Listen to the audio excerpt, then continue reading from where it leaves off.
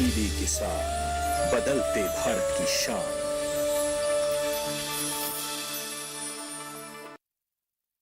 मौसम खबर के सह प्रायोजक हैं Sonalika tractors, leading agri evolution और प्रधानमंत्री भारतीय जन औषधि परियोजना।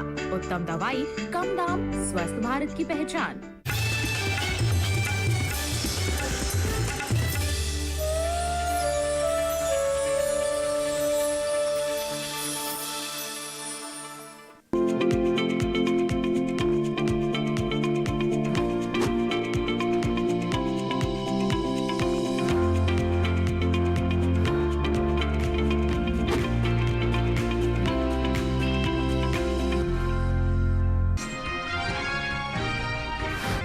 लक्षद्वीप के पास बना कम दबाव का क्षेत्र, दक्षिण भारत के तटीय इलाकों में दिखेगा असर। केरल और तमिलनाडु में 2 दिन कुछ जगह भारी बारिश का अनुमान, तटीय कर्नाटक में 2 दिन ज्यादातर जगह बरसेंगे बादल। और दक्षिण पूर्वी और पूर्वी मध्य अरब सागर में चलेंगी काफी तेज हवाएं, तटीय इलाकों में मछुआरों को समुद्र में न जाने की है सलाह। नमस्कार, आप देख रहे हैं दूरदर्शन किसान। दूरदर्शन किसान के सभी दर्शकों को दीपावली की ढेर सारी शुभकामनाएं। तो आज मौसम खबर में हम जानेंगे देश के अलग अलग हिस्सों में कैसा रहेगा मौसम का हाल, कहां चलेंगी तेज हवाएं, कहां होगी बारिश, और साथ ही जानेंगे तापमान की स्थिति के बारे में, और किसानों के लिए होगी कृषि सलाह भी। तो चलिए शुरुआत करते हैं मौसम खबर की खास खबरों के साथ। लक्षद्वीप के पास बना कम दबाव का क्षेत्र, दक्षिण पूर्वी अरब सागर में 2 दिन चलेंगी काफी तेज हवाएं। पूर्वी मध्य अरब सागर में भी बहुत तेज हवाएं चलने का अंदेशा है। वहीं यहां 40 से शुरू होकर 60 किलोमीटर प्रति घंटा तक जा सकती है हवा की रफ्तार। 2 दिन उत्तरी केरल, कर्नाटक और गोवा के तटों पर भी इसी तरह की तेज हवाएं चलने की संभावना है। दक्षिणी महाराष्ट्र और लक्षद्वीप के तटों पर भी मछुआरों को समुद्र में न जाने की सलाह है। केरल और माहे में 2 दिन कुछ जगह भारी बारिश का अनुमान है। दक्षिणी आंतरिक कर्नाटक में शुक्रवार को जोरदार बरसात की संभावना। शुक्रवार को दक्षिणी गोवा में हो सकती है तेज बारिश। तटीय आंध्र प्रदेश में 2 दिन कहीं कहीं भारी वर्षा की संभावना। बढ़ते हैं आगे और अब बात करते हैं मौसम पूर्वानुमान की। अगले 2 दिन देश भर में कैसा रहने वाला है मौसम का हाल, कहां होगी बरसात और कहां रहने वाला है मौसम साफ, जानते हैं मौसम पूर्वानुमान से जुड़ी हमारी इस रिपोर्ट में। मौसम विभाग के मुताबिक अगले 2 दिन दक्षिण भारत के कई राज्यों में बारिश का अनुमान है। यहाँ के तटीय आंध्र प्रदेश में 2 दिन कई जगह बारिश के आसार हैं। तेलंगाना में छुटपुट जगहों पर बारिश होगी। वहीं रायलसीमा के कई हिस्सों में बादल बरसेंगे। साथ ही तमिलनाडु, पुडुचेरी और कराईकल में भी अगले 2 दिन कई जगह बरसात की संभावना है। 2 दिन तटीय कर्नाटक में ज्यादातर जगह, दक्षिणी आंतरिक कर्नाटक के कई स्थानों पर, उत्तरी आंतरिक कर्नाटक में कहीं कहीं वर्षा संभव है। 2 दिन केरल और लक्षद्वीप के ज्यादातर इलाकों में बरसात का अंदेशा है। वहीं दूसरी तरफ पूर्वोत्तर भारत के नागालैंड, मणिपुर, मिजोरम और त्रिपुरा में भी अगले 2 दिन मौसम साफ रहने की उम्मीद है। अरुणाचल प्रदेश, असम और मेघालय में भी 2 दिन बरसात नहीं होगी। पूर्वी भारत के गांगेय पश्चिम बंगाल, उप हिमालयी पश्चिम बंगाल और सिक्किम में भी फिलहाल बारिश की संभावना नहीं है। लेकिन ओडिशा में केवल शुक्रवार को इक्का दुक्का जगह पानी बरस सकता है। झारखंड और बिहार में भी फिलहाल बरसात की संभावना नहीं है। उत्तर भारत की बात करें तो यहाँ के पहाड़ी राज्यों में, जम्मू कश्मीर और लद्दाख में शुक्रवार को कुछ स्थानों पर बरसात हो सकती है। वहीं हिमाचल प्रदेश में भी केवल शुक्रवार को गिने चुने हिस्सों में पानी बरसने की उम्मीद है। उत्तराखंड में 2 दिन मौसम साफ रहेगा। उत्तर के मैदानी राज्यों पंजाब, हरियाणा, दिल्ली और उत्तर प्रदेश में भी फिलहाल बारिश का अनुमान नहीं है। पश्चिमी और पूर्वी राजस्थान में भी 2 दिन मौसम साफ रहेगा। मध्य भारत के पश्चिमी और पूर्वी मध्य प्रदेश में बारिश की संभावना नहीं है, लेकिन छत्तीसगढ़ में शुक्रवार को इक्का दुक्का जगह बादल बरस सकते हैं। 2 दिन मध्य महाराष्ट्र और मराठवाड़ा में अलग अलग जगह बरसात की संभावना है। विदर्भ में भी 2 दिन बारिश का अनुमान नहीं है। 2 दिन पश्चिमी भारत के गुजरात और सौराष्ट्र कच्छ में मौसम साफ रहेगा, लेकिन कोंकण और गोवा में कुछ जगह वर्षा संभव है। मौसम पूर्वानुमान के बाद आइए बात करते हैं मौसम की चाल की। पिछले 24 घंटों के दौरान हुई बारिश पर आइए डालते हैं नजर। हिमाचल प्रदेश में अलग अलग जगह बारिश हुई। पूर्वी मध्य प्रदेश में और साथ ही छत्तीसगढ़ में कहीं कहीं बूंदाबांदी हुई। वहीं दूसरी तरफ केरल, तमिलनाडु, पुडुचेरी, कराईकल में भी कई इलाकों में बारिश हुई। तटीय कर्नाटक में भी जगह जगह बादल बरसे। दक्षिणी आंतरिक कर्नाटक में कई जगह तो उत्तरी आंतरिक कर्नाटक में इक्का दुक्का जगह पानी बरसा। तटीय आंध्र प्रदेश में कई स्थानों पर बरसात हुई। रायलसीमा में कहीं कहीं बादल बरसे। तेलंगाना में भी गिने चुने स्थानों पर बारिश हुई। कोंकण, गोवा में छुटपुट जगहों पर बरसात हुई। लक्षद्वीप और अंडमान निकोबार द्वीप समूह में कई हिस्सों में वर्षा हुई। और आइए बात करते हैं तापमान की। सबसे पहले नजर डालते हैं देश के अलग अलग हिस्सों में कैसा रहा अधिकतम तापमान। असम, मेघालय और अरुणाचल प्रदेश में कई जगह अधिकतम तापमान सामान्य से 1.5 से 3 डिग्री ऊपर रहा। ओडिशा में कहीं कहीं अधिकतम पारा सामान्य की तुलना में 1.5 से 3 डिग्री ज्यादा रहा। इसी तरह का अधिकतम तापमान कोंकण और गोवा में कुछ स्थानों पर देखने को मिला। जबकि पश्चिमी राजस्थान की ओर अगर हम बढ़े तो यहाँ पर पश्चिमी राजस्थान और पश्चिमी उत्तर प्रदेश के कई इलाकों में अधिकतम पारा सामान्य से 3 से 5 डिग्री कम रहा। तटीय कर्नाटक में भी कई जगह अधिकतम तापमान सामान्य के मुकाबले 3 से 5 डिग्री नीचे मापा गया। तमिलनाडु, पुडुचेरी, कराईकल, रायलसीमा में भी कहीं कहीं अधिकतम तापमान में ऐसी ही कमी देखने को मिली। पश्चिमी मध्य प्रदेश और साथ ही अगर बात करें मध्य महाराष्ट्र की तो यहाँ के कुछ भागों में अधिकतम पारा सामान्य की तुलना में 1.5 से 3 डिग्री कम रहा। जम्मू कश्मीर, लद्दाख, हिमाचल प्रदेश, हरियाणा, दिल्ली में भी कहीं कहीं तापमान सामान्य से 1.5 से 3 डिग्री नीचे आंका गया। इस दौरान सबसे ज्यादा पारा कोंकण और गोवा के हरनाई में 36.3 डिग्री सेल्सियस दर्ज किया गया।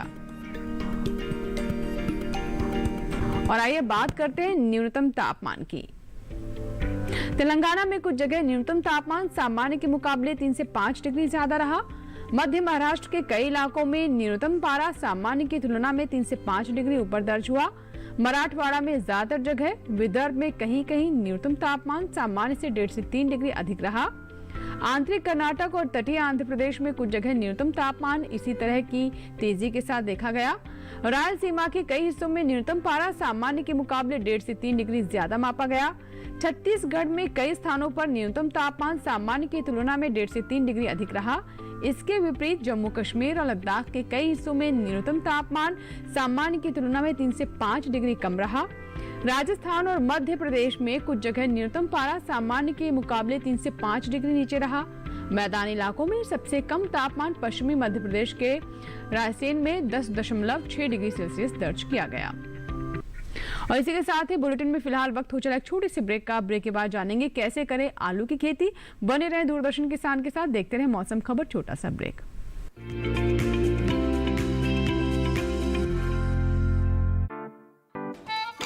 9 to 5 जॉब, अरे 5 to 9 जॉब, भाग दौड़ all the time job, the roaming वाला जॉब, द डेडलाइन वाला जॉब, और are you living in the market वाला जॉब। जिंदगी में मौके ही मौके हैं। अपनी मर्जी से जॉब चुनिए, अपनी इच्छा अनुसार कमाइए, बन जाइए LIC एजेंट। ये है जॉब से बढ़कर, ये है करियर इंश्योरेंस। अपना बॉस खुद बनिए, बन जाइए LIC एजेंट। अब लाइफ सेट है। माँ कब आएगा? अभी आएगा। अरे बोलो ना माँ, कब आएगा? बोला ना, अभी आ जाएगा। ये ले, आ गया कुआं। अरे कुआं नहीं माँ, हमारे घर नल से जल कब आएगा? नल से जल? अरे गुड्डी, बहुत जल्दी आएगा पानी। जल जीवन मिशन आ चुका है। हम 1 कदम उठाएंगे तो सरकार 10 कदम उठाएगी। सच? तुम्हारे मुंह में घी शक्कर। घी शक्कर नहीं माँ, स्वच्छ जल। 2024 तक देश के सभी 19 करोड़ घरों में पहुंचेगा पीने का साफ पानी। अब होगा हर घर जल। जल जीवन मिशन, जल शक्ति मंत्रालय, भारत सरकार।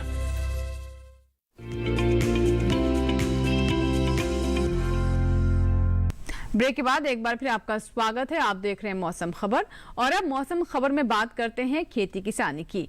तेलंगाना, महाराष्ट्र, कोंकण, गोवा समेत देश के अन्य हिस्सों में इन दिनों किन फसलों की बुआई फायदेमंद रहेगी और किन बातों का किसान ध्यान रखे, जानने के लिए देखते हैं विशेषज्ञों की सलाह पर आधारित हमारी ये रिपोर्ट।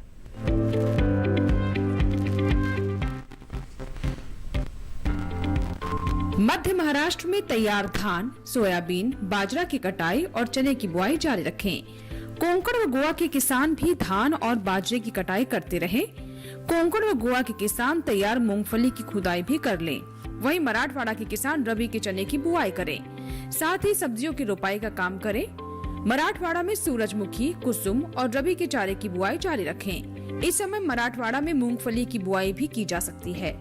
बुआई से पहले बीजों का उपचार जरूर करें ताकि फंगल और मिट्टी से जुड़े रोग न लगें। मराठवाड़ा में इस समय अलसी और चने की बुआई का काम करें।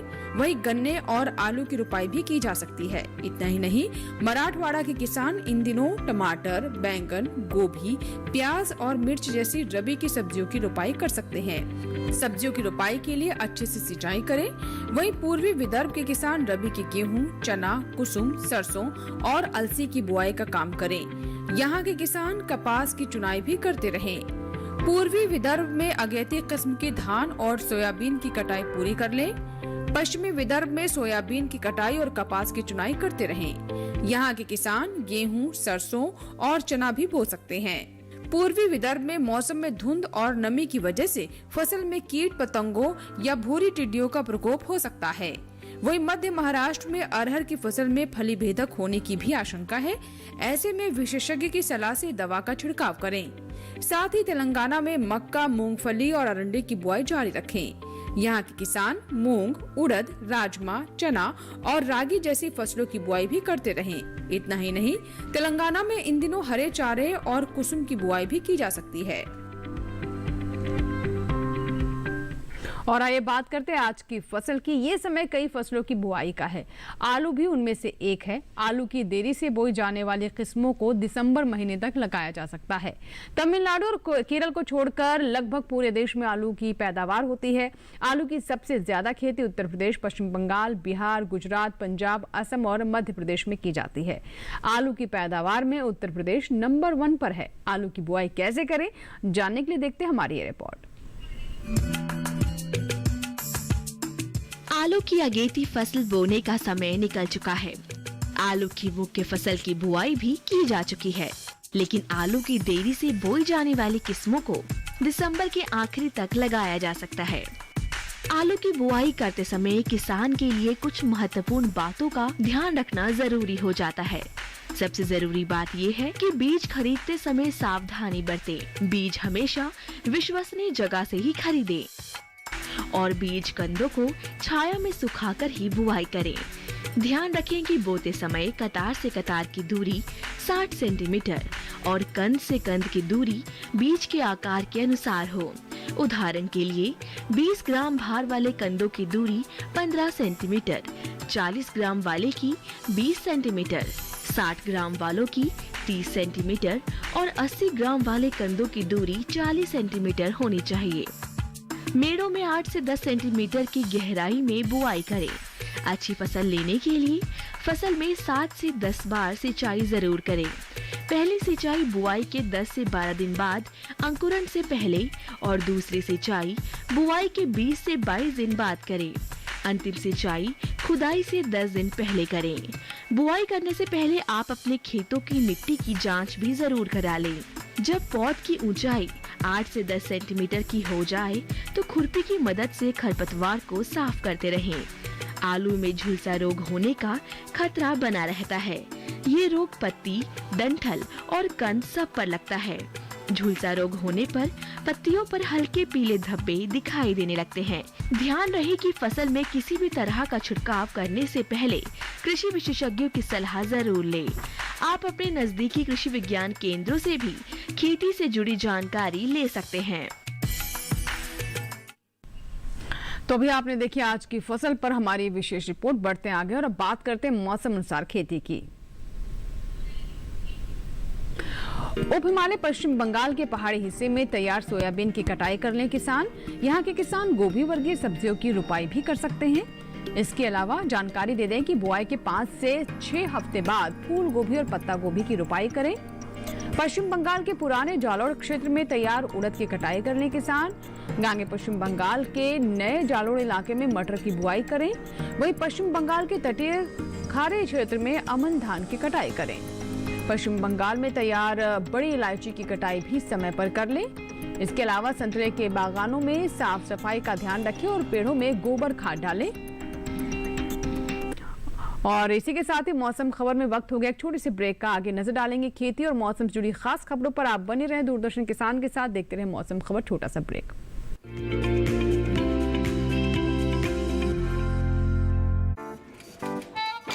नाइन to 5 जॉब, अरे 5 to 9 जॉब, भाग दौड़ all the time job, the roaming वाला जॉब, द डेडलाइन वाला जॉब, और are you living in the market वाला जॉब। जिंदगी में मौके ही मौके हैं। अपनी मर्जी से जॉब चुनिए और अपनी इच्छा अनुसार कमाइए। बन जाइए LIC एजेंट। ये है जॉब से बढ़कर, ये है करियर इंश्योरेंस।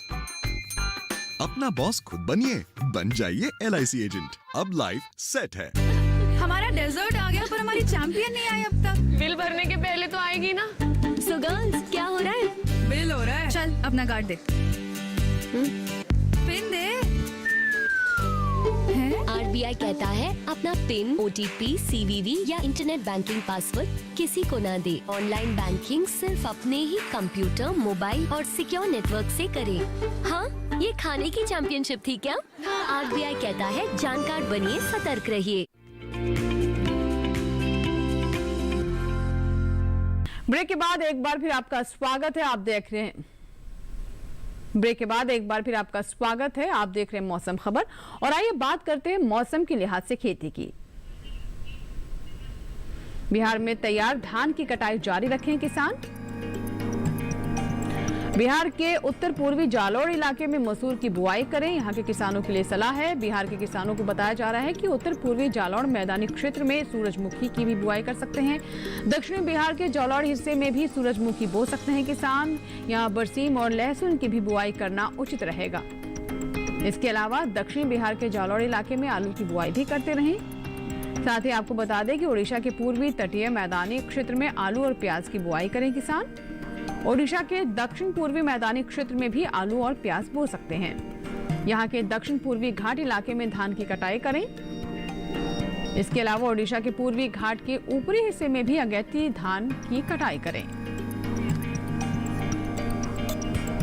और आइए बुलेटिन में एक बार फिर नजर डालते हैं मौसम की अहम झलकियों पर।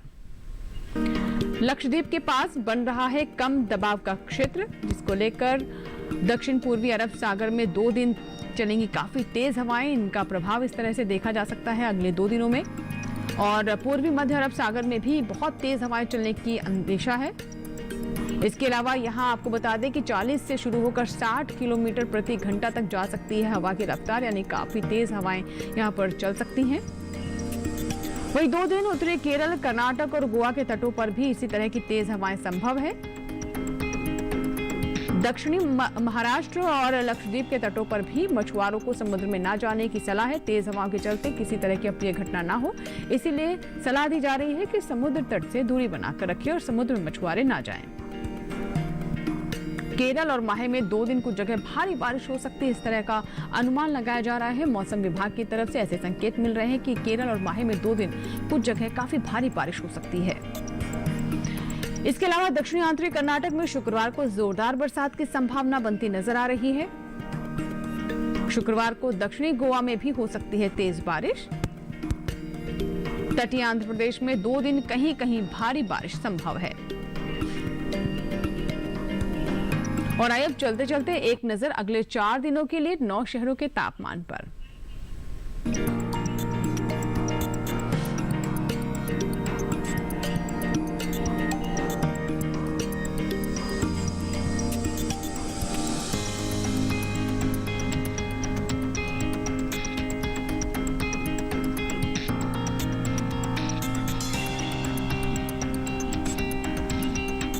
आप हमारे इस कार्यक्रम को डीडी किसान के YouTube चैनल पर भी देख सकते हैं। इसके लिए करना बस आपको ये है कि टीवी स्क्रीन पर दिखाए जा रहे इस QR कोड को आप स्कैन कीजिए और जुड़ जाएं डीडी किसान के YouTube चैनल से, जहां पर आप हमारा मौसम खबर कार्यक्रम भी दोबारा देख सकते हैं और अन्य कार्यक्रम डीडी किसान पर प्रसारित होने वाले YouTube चैनल पर आप देख सकते हैं, कहीं भी किसी समय भी।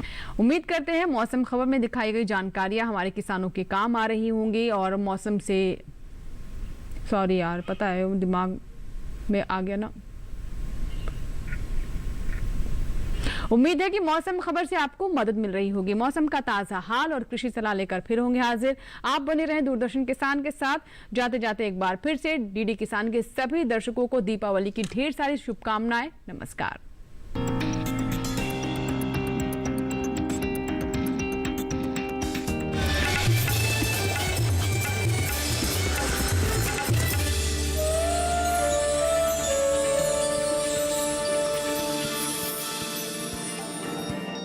मौसम खबर के सह प्रायोजक थे Sonalika tractors, leading agri evolution और प्रधानमंत्री भारतीय जन औषधि परियोजना।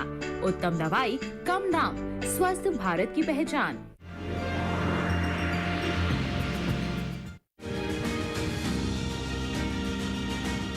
होगी अच्छी कमाई जब समय पर करेंगे बुआई। खेत उगलेगा सोना, पीली सरसों देगी मोटी कमाई। देखिए विचार विमर्श सरसों से समृद्धि 5 नवंबर शुक्रवार रात 10 बजे दूरदर्शन किसान पर।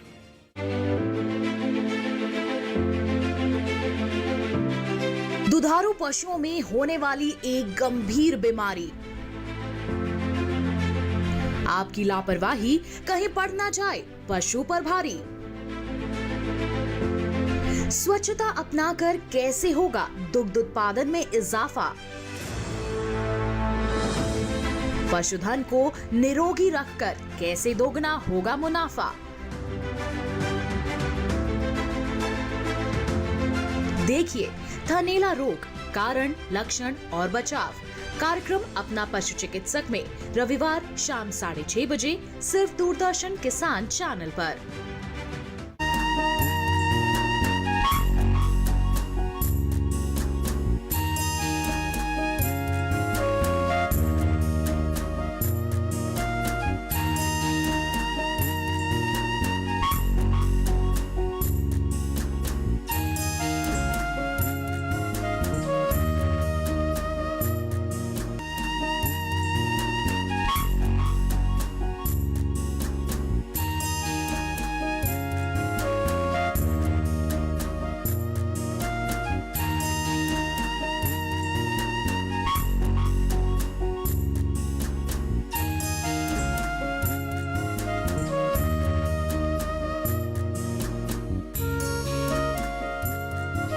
पशुधन का हमारे देश की अर्थव्यवस्था में एक महत्वपूर्ण योगदान रहा है।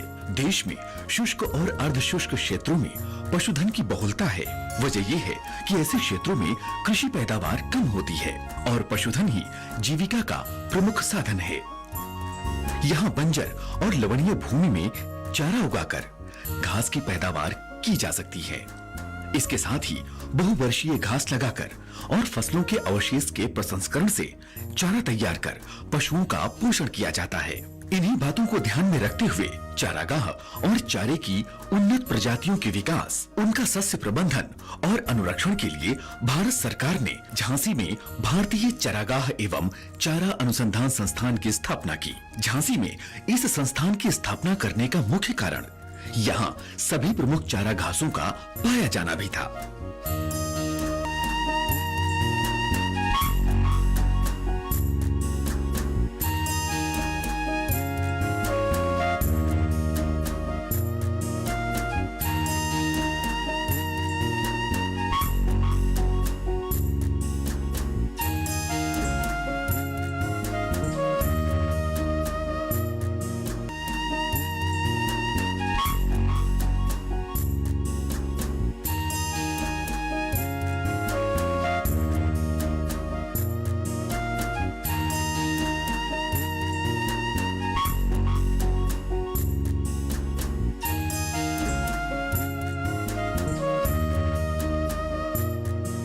संस्थान ने बदलते जलवायु परिवेश में चारा फसलों के उत्पादन की नई पद्धतियां विकसित की हैं, जिनसे रबी और खरीफ में हरे चारे की फसलें ली जा सकती हैं।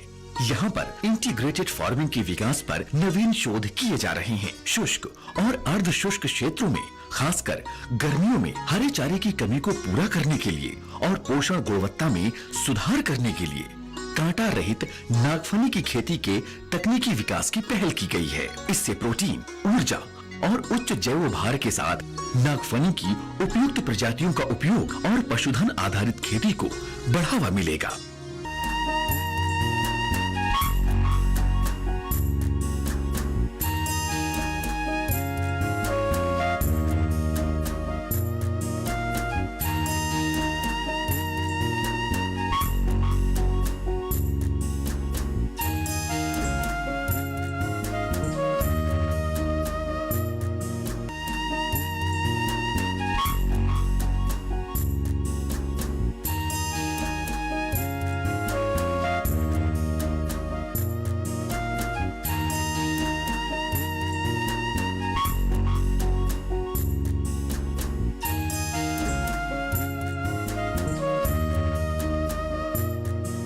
अनुसंधान और विकास के क्षेत्र में संस्थान विभिन्न राष्ट्रीय संस्थाओं के साथ अंतरराष्ट्रीय संस्थाओं के सहयोग से भी कार्य कर रहा है। भारतीय चरागाह एवं चारा अनुसंधान संस्थान अपनी नवीन तकनीकों और प्रौद्योगिकियों की सहायता से लगातार पशुपालकों को गुणवत्तापूर्ण चारा उपलब्ध करवाने और दुग्ध उत्पादन में वृद्धि करने की मुहिम में प्रयासरत है।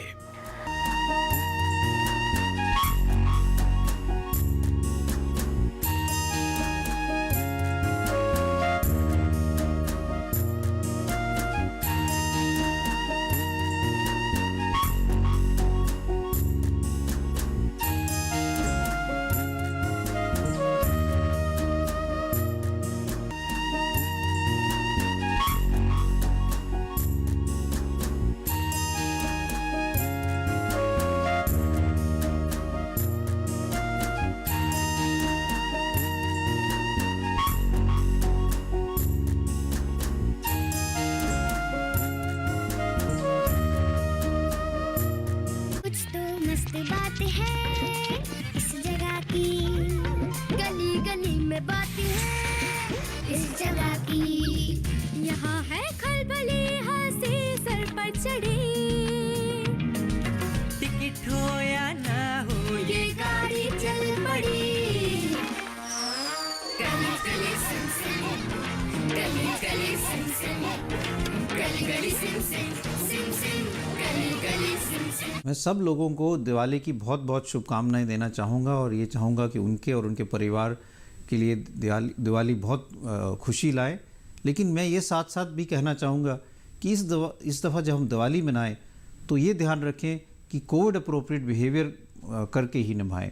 भीड़ ना इकट्ठी होने दें, मास्क लगा के रखें और हम पूरी अपनी सतर्क रहें, क्योंकि हम ये नहीं चाहते कि इस खुशी के त्यौहार में हम इन्फेक्शन फिर से फैलाएं और हम एक और नई वेव देखें। तो दिवाली की बहुत बहुत शुभकामनाएं, but stay safe, stay happy and happy Diwali. अगर हमारे देश में किसी शहर का धर्म फुटबॉल है तो मैं आज उसी शहर में हूं। और कोलकाता वो शहर है जहां की नसों में खून की तरह दौड़ता है फुटबॉल। आजादी के महानायक नेताजी सुभाष चंद्र बोस के घर में उनके जीवन से हूंगा रूबरू। देखूंगा कैसे लेती है आकार मां शक्ति की प्रतिमाएं कोलकाता की कुम्हार टोली में। हुगली पर ढलते हुए सूरज के खूबसूरत नजारे को देखूंगा कोलकाता के प्रिंसेप घाट से।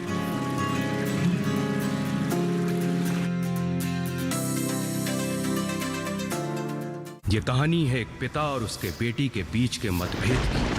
मैं अपनी बेटी की हर चाल से 4 कदम आगे रहना चाहता हूँ। I'm sorry, पर ये वकील बिकाऊ नहीं। अब देखना ये है कि जीत सच की होती है या फिर रिश्तों की। लकीरें किस्मत की, कुएं का मीठा पानी ये बोले, पेड़ों की डाली पर लहराए झूले, खेतों में गेहूं की फसलों का खिलना, बुजुर्गों की गाँव की चौपाल में मिलना, वो सुबह का मौसम, चिड़ियों की चहचहाहट, एक छोटे से बच्चे की खिलखिलाहट, वो गोरी का पल्लू रचा है बसा है, तू है जहाँ मेरा जीवन वहाँ है। माँ जैसा है आंचल दामन मिट्टी का।